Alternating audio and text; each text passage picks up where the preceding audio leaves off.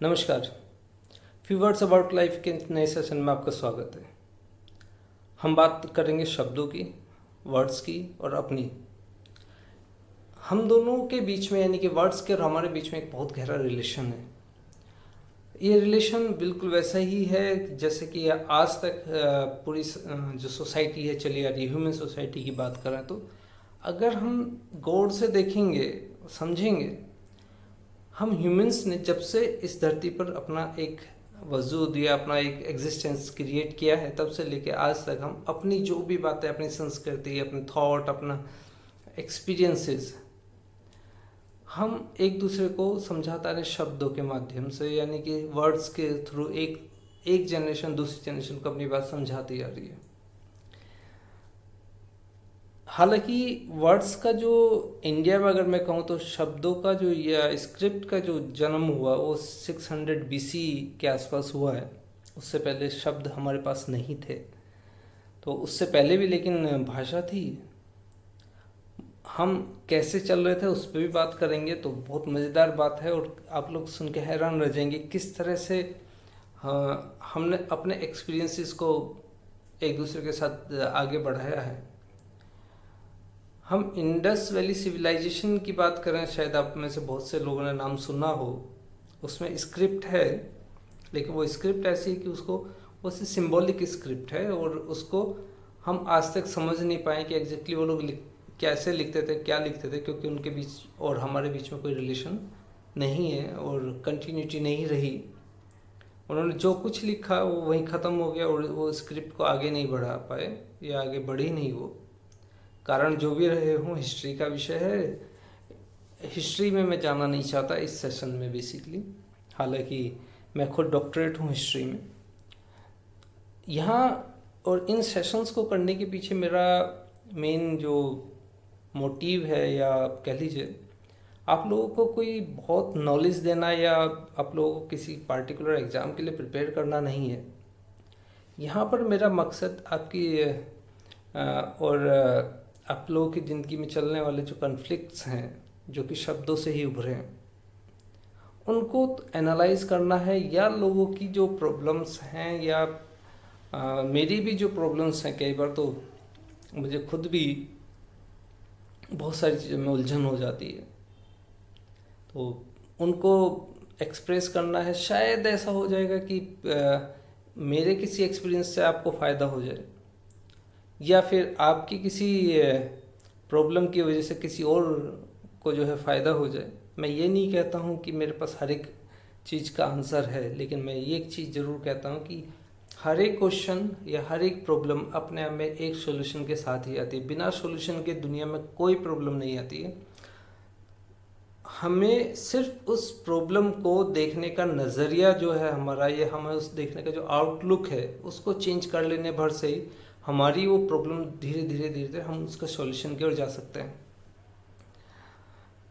आज जिस तरह की सोसाइटी है और जिस तरह का एक बहुत कॉमन क्वेश्चन है जो अक्सर लोग पूछते हैं, what is aim of life. Aim of life is ये बड़ा ही अजीबोगरीब सा क्वेश्चन है और जनरली ये कैसे आता है दिमाग में, इसका जो सारा स्ट्रक्चर है ना, वो इस वीडियो के लास्ट तक आपको समझ में आ जाएगा। और ये सारी चीज़ें वर्ड्स से जुड़ी हुई हैं, शब्दों से जुड़ी हुई है, और कैसे जुड़ी हुई है ये और मज़ेदार है। यानी कि मैं कहूँ ना, हमारी लाइफ की लगभग 99% जो प्रॉब्लम्स हैं वो वर्ड्स से जुड़ी हुई है। शब्द कहने के लिए इतना सिंपल सा शब्द वर्ड है अपने आप में कि क्या है, शब्दों में क्या है। आज हम इंजीनियर हैं, आज हम सॉफ्टवेयर इंजीनियर हैं, आज हम बड़ी बड़ी मल्टीनेशनल कंपनी को हैंडल कर रहे हैं, आज हम बड़े बड़े काम कर रहे हैं, बहुत पैसा भी बना रहे हैं।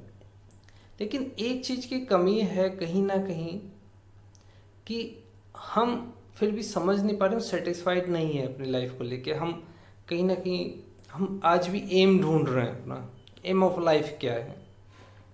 ये सारी चीज़ें क्यों आ रही हैं, ये कहीं ना कहीं हमारे वर्ड्स के साथ ही जुड़ा हुआ है। और आज का जो मेन जो इंसान है, जो आज जो बहुत पैसा भी बना रहा है, कहीं मैं उनकी बात नहीं कर रहा हूँ जिनके पास पैसे की कमी है, वो बेचारे भाग रहे हैं, दौड़ रहे हैं अपने घर चलाने के लिए। उन लोगों की लाइफ की जो प्रॉब्लम्स हैं वो अलग हैं। लेकिन वो लोग जिनके पास सब कुछ है, एक लेवल की फैसिलिटीज़ हैं, सारे फैसिलिटी घर में है, वो लोग एप्पल के आईफोन यूज़ करते हैं या महंगे महंगे फ़ोन यूज़ करते हैं, महंगी गाड़ियाँ यूज़ करते हैं, फिर वो परेशान क्यों हैं? अगर परेशान होना यानी कि पैसे से जुड़ा हुआ है तो गरीब आदमी परेशान है, समझ में आता है। वो लोग क्यों परेशान है जिनके पास बहुत कुछ है, या वो लोग क्यों परेशान है जो अपनी ज़िंदगी को आराम से एक कम उसमें जी रहे हैं, कंफर्टेबल जोन में जी रहे हैं। तो कंफर्टेबल जोन क्या है और कंफर्ट जोन क्या है? दो भी अलग अलग चीज़ें, कंफर्ट जोन और कंफर्टेबल जोन ना, इसको भी हम बात करेंगे। लेकिन सबसे पहले जो आज का एक भागदौड़ वाली ज़िंदगी है ना, उसमें एक कहानी मुझे याद आ रही है बार बार। वो कहानी कुछ ऐसी है कि एक आदमी ने एक कुत्ता पाला हुआ था। ये कुत्ता क्या था, उसकी एक आदत थी, आपने देखा होगा सड़क पे बहुत सारे कुत्ते ऐसे देखे होंगे, उनकी आदतें भी आप सिमिलर पाएंगे। कुत्ते की आदत थी कि जब भी उसके पास से कोई कार गुजरती तो तुरंत वो भौंकते हुए उस कार को पकड़ने के लिए पीछे भागता और कार दूर तक जाती रहती और वो पीछे दौड़ लगाता और फिर वापस थक के वापस आ जाता, पकड़ तो नहीं पाता था। ऐसा महीनों चलता रहा। एक दिन कुत्ते के मालिक को उसके पड़ोसी ने बोला, आपका कुत्ता है बहुत मज़ेदार, एक ना एक दिन ये कार पकड़ लेगा। तो मालिक मुस्कुराया और मुस्कुरा के पूछा, प्रश्न ये नहीं है, क्वेश्चन ये नहीं कि कार को पकड़ लेगा, क्वेश्चन ये है अगर इसने कार पकड़ भी ली तो उसका करेगा क्या? तो that is something very interesting in that story कि हम जिन चीज़ों के पीछे भाग रहे हैं उन चीज़ों को अगर हमने हासिल कर लिया तो भी क्या वो हमें रियल हैप्पीनेस दे पाएंगी? मैं ही हूँ, मेरा भी एक एग्जांपल ले सकते हो, अपना ही, मेरा ही अपना एक एग्जांपल है। एक टाइम पर मुझे एक कार बहुत पसंद थी और मैंने उस कार को खरीदने के लिए बहुत मेहनत की। जितना पैसा मैं उसके लिए जोड़ता गया उतना ही उसका दाम बढ़ता गया और धीरे धीरे वो, और साथ ही साथ मेरे भी अपनी एक वो थी, लाइफ थी, उसमें बहुत सारी चीज़ें चल रही थी एक साथ। मेरा पैसा कम भी हो जाता था, फिर जोड़ता था, फिर कम हो जाता था, इधर उधर चलते चलते बहुत सारी चीज़ें, यानी कि वो कार मार्केट से आउट हो गई। लेकिन मैं उस कार को खरीद नहीं पाया। अब इसे पूरी तरह, ये सिर्फ एग्जांपल है, बाकी इसमें कुछ और सच्चाई नहीं है। वो कार को मैं खरीद नहीं पाया। अब सपोज दो फैक्टर हो गए। पहला है कि अगर मैं उस कार को खरीद लेता तो क्या वो आखिरी कार थी धरती की, कि उसके ऊपर कोई और कार नहीं होती? और अगर मैं मान लीजिए कि मैंने वो खरीद ही लिया होता तो क्या वो मुझे हमेशा, मेरी पूरी ज़िंदगी मुझे रियल सेटिस्फेक्शन देती रहती? जो गाड़ी आज हम चला रहे हैं उसके ऊपर भी तो गाड़ी है। मान लो मैं मारुति 800 चला रहा हूँ तो सेंट्रो है, i10 है, i20 है। मान लो कि मैं i20 चला रहा हूँ तो उसके ऊपर क्रेटा है, दूसरी बहुत सी गाड़ी हैं, एसयूवी आ जाती हैं। अगर मैं एसयूवी चला रहा हूँ तो MG हेक्टर आ जाती है, फॉर्चूनर आ जाती है, यानी कि उसके ऊपर वाली भी हैं। सपोज मैंने सोचा सब छोड़ छाड़ के मैंने फॉर्चूनर पे ही सबसे पहले सोचो तो फॉर्चूनर ही लेता हूँ। पर फॉर्चूनर लेने के बाद भी तो गाड़ी है, मर्सिडीज़ है, BMW है, वो ले लिया, उसके ऊपर भी फरारी भी है, वो ले लिया। यानी कि क्या इस चीज़ का कोई अंत है? तो अगर मैं गाड़ी खरीदने के लिए दौड़ लगा रहा हूँ और गाड़ी की जो डिज़ायर को लेके बहुत भाग में भाग कर रहा हूँ, तो क्या ये सही है? ये एम ऑफ लाइफ हो सकता है? पर एम ऑफ लाइफ, कई बार लोगों का लाइफ का एम गाड़ी खरीदना नहीं होता, डेफिनेट सी बात है। एम ऑफ लाइफ समथिंग ऐसा होता है कि आपको किससे खुशी मिलती है, आप क्या चाहते हो, आप रियल में क्या चाहते हो, किस चीज़ से आपको खुशी मिलती है, किस चीज़ से आपको सेटिस्फेक्शन मिलता है, किस चीज़ से को करने में आप हैप्पी हो, वो काम करो ना। आपके अंदर ये क्वेश्चन ही नहीं आएगा। ये क्वेश्चन आ रहा है इसका मतलब कहीं आप कंफ्यूज हैं, कहीं ना कहीं आपकी लाइफ में कुछ एक ऐसा आप वर्ड्स में उलझे हुए हैं। अब पहले हम लोग उसी से शुरू करते हैं जो वर्ड्स में उलझने वाली बात है। तो हम थोड़ा पीछे जाते हैं, हिस्ट्री में जाते हैं। जिन वर्ड्स की हम बात कर रहे हैं या जिन चीज़ों की हम बात कर रहे हैं, जब तक वो स्क्रिप्ट नहीं थी तब तक वो उतना बड़ा फायदा, जो कुछ भी होता था सब ओरली हम लोग जो हैं अपने वर्ड्स को एक जनरेशन से दूसरी जनरेशन ट्रांसमिट करते थे।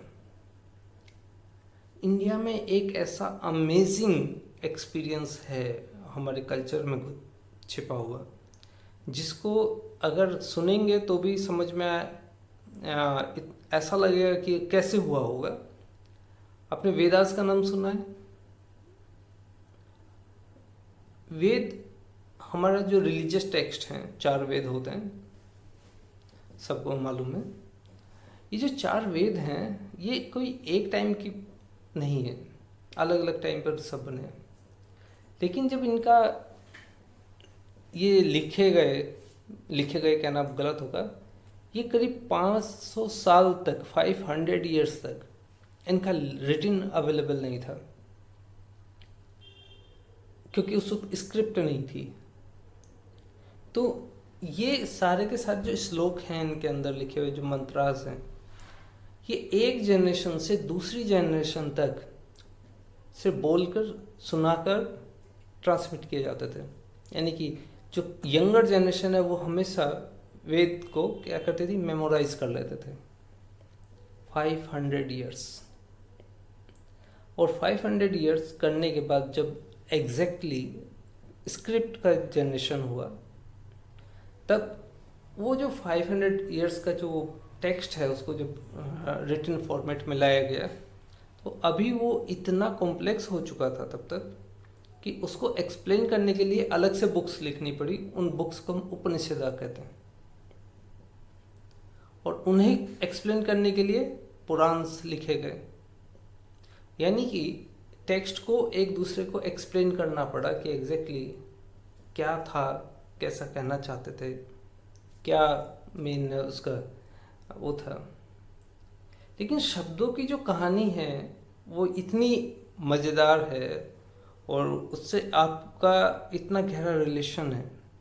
शब्द ही हैं जो हमें हमारी बात को कहने के लायक बनाते हैं, और शब्द की कमी होना ही आपके कॉन्फ्लिक्ट का सबसे बड़ा कारण है। चाहे वो कॉन्फ्लिक्ट आपका किसी से भी हो, किसी भी फॉर्म में हो। आपकी जो लाइफ के जितने भी प्रॉब्लम्स हैं, जितने, वो सब वर्ड्स का कहीं ना कहीं कमी है। वर्ड्स आप बढ़ाइए वोकैब अपनी, आपका एक्सप्रेशंस बढ़ गए, एक्सप्रेशन लेवल बढ़ गया, आपका कहने का तरीका बदल जाएगा। आपका एक्सप्रेशन बढ़ गया, आपके वर्ड्स बढ़ गए, तो आपकी जो एक्सप्रेस करने की जो ताकत है वो बढ़ जाएगी।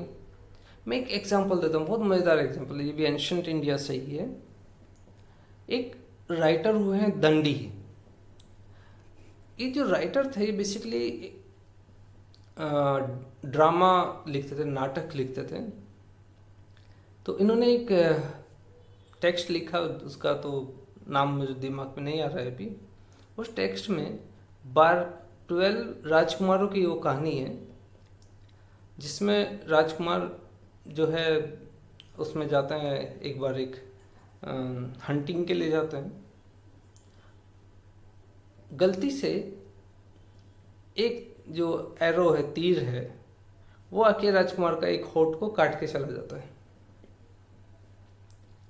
यहाँ पर एक ट्विस्ट आता है दंडी साहब की राइटिंग में कि उसके बाद से उन्होंने जितना भी टेक्स्ट लिखा, यानी कि उस बुक के अंदर जितने उसके कैरेक्टर हैं, उन कैरेक्टर्स में से वो जो पार्टिकुलर कैरेक्टर जिसका होठ कटता है, वो पार्टिकुलर एक साउंड जो कि ऊपर का जो होठ है उससे जो मिला के बनाते हैं, उससे जुड़े वर्ड्स वो इस्तेमाल नहीं करता, अल्फ़ाबेट को ही वो अपने पूरे उसमें ये देखिए कितना ब्यूटी है राइटिंग के अंदर, कि जो एक राइटर है वो इस तरह से लिख रहा है उसको कि उसका एक जो कैरेक्टर है, क्योंकि वो एक पार्टिकुलर अल्फ़ाबेट को बोल नहीं सकता, तो उसने पूरा का पूरा उसको उस अल्फ़ाबेट के बिना ही सारे वर्ड्स लिखे, कैरेक्टरिस्टिक्स हैं, और ये कमाल है। कैसे हमारी जो है इसमें, जैसे मैं पहले बता रहा था, लैक ऑफ वर्ड्स में कैसे हमारी प्रॉब्लम होती है। आपने देखा जिंदगी में बहुत सारे लोग बहुत तरक्की नहीं कर पाते, वो जिंदगी में उनका जो एक थॉट है, थॉट लेवल वो उतना एक्सप्रेस नहीं कर पाते। मैक्सिमम लोग आपको मिलेंगे they are graduate, post graduate, लेकिन उनसे बोलिए आप कि आप किसी एक टॉपिक पर 10 मिनट बोलिए, 10 मिनट तो क्या, वो 2 मिनट नहीं बोल सकते। क्यों नहीं बोल सकते? क्योंकि उनकी वोकैब कम है, वोकैब कम है, शब्दावली कम है। इसी की वजह से उनका जो थॉट है, थॉट का एक्सप्रेशंस कम है, एक थॉट्स बनते नहीं हैं उनके दिमाग में, और क्योंकि उनके दिमाग में थॉट्स नहीं बनते हैं, इसी वजह से बोल नहीं सकते। तो ये हो गया लैक ऑफ वर्ड्स। फिर एक स्टेज आती है कन्फ्यूजन इन वर्ड्स। अब कन्फ्यूजन इन वर्ड्स ये बहुत मज़ेदार, लगभग इसका जो परसेंटेज है बहुत बड़ा है। कन्फ्यूजन इन वर्ड्स का मतलब है कि आपके पास वोकैब तो है, लेकिन उस वोकैब का सही मीनिंग आपको समझ में नहीं आता। मैक्सिमम लोग, बहुत सारे लोग ऐसे भी जो कि कहीं पढ़ा रहे हैं, कुछ ऐसे भी हैं जो बड़े बड़े पोस्ट पे बैठे हुए हैं। मैंने बहुत सारे लोगों को देखा, उनके पास शब्दों का उनका एग्जैक्ट जो मीनिंग है वो नहीं है। उनके पास वर्ड्स हैं लेकिन उसकी मीनिंग नहीं है, और समझते नहीं उन वर्ड्स को। ये प्रॉब्लम लैक ऑफ वर्ड्स से कहीं ज़्यादा बड़ी है। मुझे कोई शब्द आता है, मैं किसी शब्द को समझता हूँ, और एक है मैं किसी वर्ड को जो है मुझे आता ही नहीं है, और एक है मैं समझता तो हूँ वर्ड को, वर्ड है लेकिन उसका एग्जैक्ट मतलब क्या है वो मैं नहीं समझता हूँ। इन तीनों में कौन सी सबसे बड़ी समस्या? डेफिनेटली जिसमें मुझे पता है कि वर्ड है, लेकिन उस वर्ड की मीनिंग, उस वर्ड को जो एग्जैक्टली समझना मुझे नहीं आ रहा है। और इसी कमाल की बात है, डिक्शनरी भी आपको ट्रांसलेट करके बताती है, आपको मीनिंग नहीं बताती एग्जैक्टली। और जो वो मीनिंग है, वो मीनिंग आपको, आप उसे एक्सप्लेन नहीं कर पाते हैं, एक्सप्रेस नहीं कर पाते जिस मीनिंग को जो है डिक्शनरी आपको बता रही है। फिर कैसे होगा?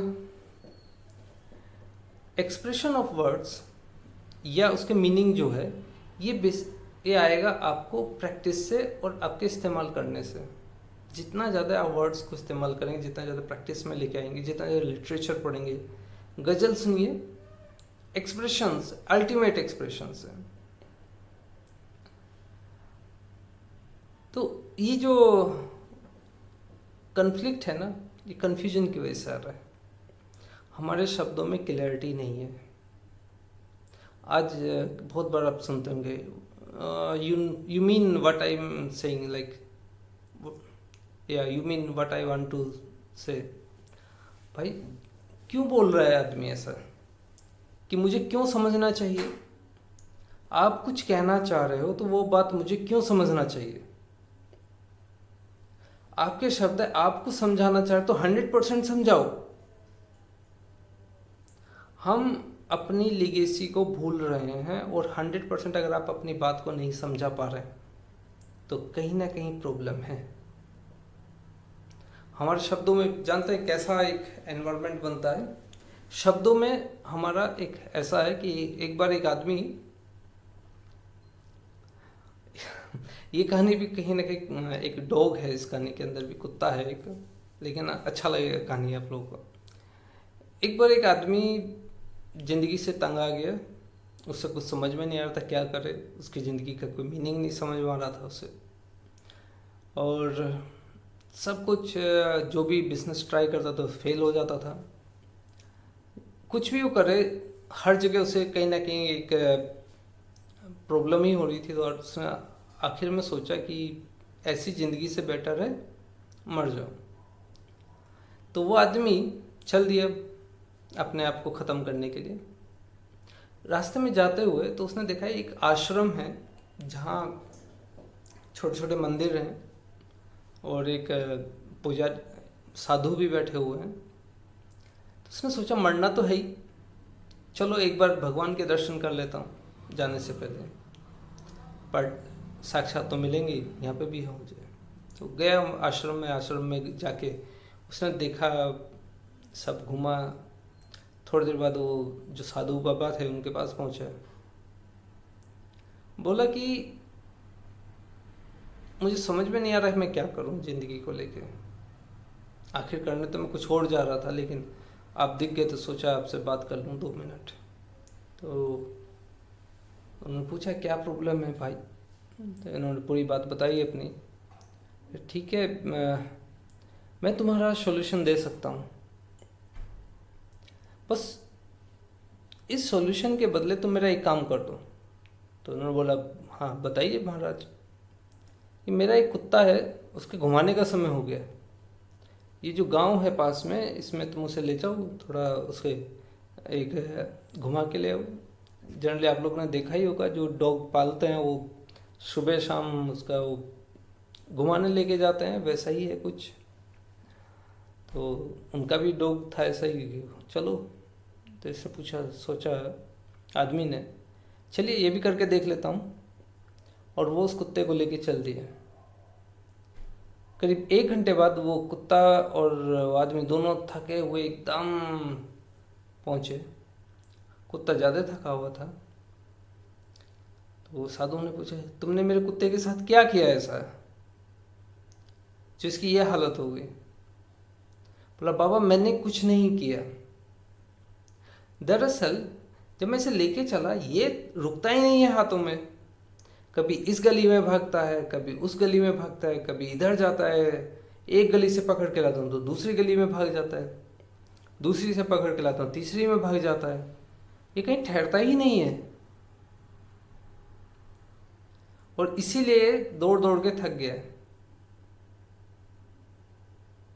तो साधु बाबा ने कहा वही चीज़ तो तुम्हारे साथ भी है, तुम क्यों दौड़ रहे हो, कहीं ठहर जाओ, कहीं अपने आप को सेटिस्फाई करने वाला काम करो। वो काम जिसे करने में तुम्हें सबसे ज़्यादा सुकून मिलेगा, जिसे करने में तुम्हें सबसे ज़्यादा खुशी मिलेगी, उस काम को पकड़ लो। जैसे ही आप उस काम को पकड़ लो आपको प्रॉब्लम सॉल्व होनी शुरू हो जाएंगी। क्योंकि जब आप किसी अपने काम से प्यार करना शुरू कर दोगे ना, आपकी आधी समस्या तो वहाँ ख़त्म हो गई। जब आप किसी काम पर रुक जाओगे और उस काम को ही हैंडल करना शुरू कर दोगे तो आपका एम भी मिल गया। तो सारी चीज़ें वहीं से जुड़ी हुई हैं। शुरुआत में प्रॉब्लम्स आएंगी लेकिन धीरे धीरे आपकी प्रॉब्लम सोल्व होती चली जाएंगी। तो कहीं ना कहीं हम लोगों की हालत भी ऐसे ही वो कुत्ते वाली है कि हम इधर भागते हैं उधर भागते हैं फिर कंफ्यूज हो जाते हैं। यही सारी चीज़ें हैं और यही हमारी सारी प्रॉब्लम्स की जड़ है। हमारे वर्ड्स ही हैं जो हमारी प्रॉब्लम्स की जड़ हैं और हमारे वर्ड्स ही हैं जो हमारी पावर है। हम अच्छे से बात करेंगे, फैमिली में हमारे रिलेशंस अच्छे रहेंगे। हम अपने पार्टनर के साथ अच्छे से बात करेंगे, हमारा बिजनेस अच्छा रहेगा। हम अपने क्लाइंट के साथ हमारे वर्ड्स अच्छे रखेंगे, हमारे क्लाइंट के साथ हमें बिजनेस मिलेगा। हम अपने बच्चों के साथ वर्ड्स अच्छे इस्तेमाल करेंगे, हमारे बच्चों के साथ रिलेशन अच्छे बनेंगे। पति के साथ अच्छे वर्ड्स इस्तेमाल करेंगे, पति के साथ अच्छे रिलेशन बनेंगे। वाइफ के साथ अच्छे तो वाइफ के साथ रिलेशन अच्छे। शब्दों में अगर कन्फ्यूजन हो गया, हमारी क्लैरिटी नहीं आई तो हमारा रिलेशन खराब है। अब रिलेशन किसी के साथ भी, रिलेशन वाइफ के साथ भी खराब हो सकते हैं क्लैरिटी ना होने से। क्लैरिटी ना होने से हस्बैंड के साथ रिलेशन खराब हो सकते हैं। क्लैरिटी ना होने से पार्टनर के साथ रिलेशन खराब हो सकते हैं। क्लैरिटी ऑफ वर्ड्स ना होने से हमारे क्लाइंट के साथ रिलेशन खराब हो सकते हैं, स्टूडेंट के साथ रिलेशन खराब हो सकता है, बच्चों के साथ रिलेशन खराब हो सकता है। तो हर चीज़ के मूल में, यानी कि हर चीज़ के अंदर में अगर आप गौर से देखें तो वर्ड्स ही तो हैं। तो क्यों ना इन वर्ड्स को ही आप अपनी ताकत बनाइए, इनसे दोस्ती कर लीजिए। तब अब इनके साथ में जब आप इनके दोस्त हो जाएंगे तो इनकी क्लैरिटी इजी हो जाएगी आपके लिए। दोस्त कैसे बनेंगे? जितना ज़्यादा आप लिटरेचर पढ़ेंगे। दोस्त कैसे बनेंगे? जितना आप इनका इस्तेमाल करेंगे। जब मैं एकदम 10-12 साल का रहा हूँगा, मैं तब से न्यूज़ देखता रहा हूँ। मैं न्यूज़ इसलिए नहीं देखता था, मुझे जनरल नॉलेज का कोई शौक़ था। दरअसल उस वक्त टीवी होना और टीवी देखना एक लग्जरी था, तो मैं टीवी में जो आ रहा होता था वो सब देखता था। और इत्तेफाक से ये हो गया कि वो न्यूज़ आती थी तो न्यूज़ भी देखता था। लेकिन इनडायरेक्टली न्यूज़ ने मुझे बेनिफिट दिया, और बाकी और क्या मैं देखता तो मुझे याद भी नहीं, लेकिन न्यूज़ जितने देखे मैंने वो सब मुझे याद है। मेरी वोकैब अच्छी हो गई न्यूज़ की वजह से। न्यूज़ की वजह से मेरा जनरल नॉलेज अच्छा हो गया। फिर मैं न्यूज़पेपर पढ़ता था तो वहाँ से मेरा वोकैब बढ़ा। फिर लिटरेचर पढ़ने का शौक़ हो गया तो और मेरा वोकैब बढ़ा। स्टोरीज़ पढ़ता हूँ तो और वोकैब बढ़ा। तो इस तरह से बढ़ते बढ़ते आज जो मैं बोल पा रहा हूँ, या इतना मैं जो एक कंटिन्यूस बोल सकता हूँ, यहाँ तो मैं सिर्फ आधा घंटे का एक मुझे समराइज़ करना होता है आधा घंटे के अंदर।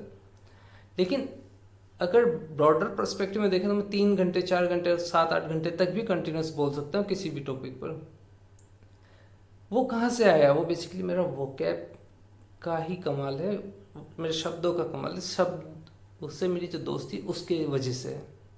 तो शब्दों के साथ दोस्ती बनाइए। डेफिनेटली शब्द ही हैं जो आपकी पर्सनालिटी को भी डिफाइन करते हैं। रामचरितमानस का भी आज मैं सुन रहा था, बहुत अच्छा एग्जाम्पल है। रामचरितमानस में 2 बार शिव की पूजा होती है। एक बार राम करता है और एक बार रावण एज ए कैरेक्टर करता है। राम जहाँ शिव की पूजा करते तो राइटर ने वहाँ पर जो शब्दों का इस्तेमाल किया वो माइल्ड किया है, और जहाँ रावण जो है शिव की पूजा करते हैं तो वहाँ पर शब्दों का इस्तेमाल जो हार्श है।